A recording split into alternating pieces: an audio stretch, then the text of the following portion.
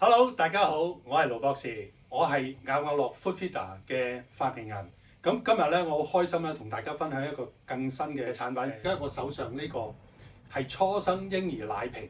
咁呢個初生嬰兒奶瓶咧，同一般嘅奶瓶有咩分別咧？就傳統嘅奶瓶咧，佢係單孔直射嘅，咁導致咧我研究到咧就好容易個 BB 仔因為肚餓咧，佢吸咗好多奶同空氣，而導致佢好容易吐奶同埋好容易咧就叫闖奶啦。咁媽咪好擔心嘅，因為點解咧？佢一嘔奶，成地都係又要清潔，但係最重要就係話個 BB 仔冇吸收到營養，媽咪就好擔心。我喺呢個行業咧係超過咗40年，我發覺到咧，我就研究咗就創新咗一個咧，呢個奶瓶嘅奶嘴咧，第一我哋係雙側孔嘅，咁雙側孔咧有乜嘢幫助咧？就話嗰啲奶 BB 仔一吸嗰陣時咧，就會去咗兩個腮先，然之後佢先再啜吞，咁啊有機會咧就減少咗個空氣嘅吸入。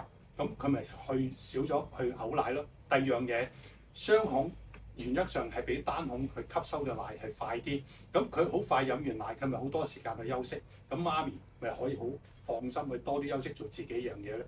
咁呢個奶瓶咧唔止呢樣嘢喎，除咗呢個特別嘅奶嘴裏邊咧，我哋呢個奶嘴咧仲有一樣嘢咧，就話佢有3個回氣孔。通常一般係1個或者2個，我哋係做夠有3個嘅，係平均120度，所以咧任何情況之下咧，好容易啲空氣就回翻入去，咁個 BB 仔咧就容易去吸奶啦。嗱，第二咧，我同大家分享咧有一個新嘅科技。嗱，呢個咧就係話咧係攞咗諾貝爾獎嘅叫石墨烯 graphene， 我就利用咗佢咧就加咗入呢個保護套度。咁呢個保護套咧，當然咧你防撞防跌，咁你擺喺地下跌落地下度咧，佢都唔會破裂，好安全嘅，咁你咪放心咯。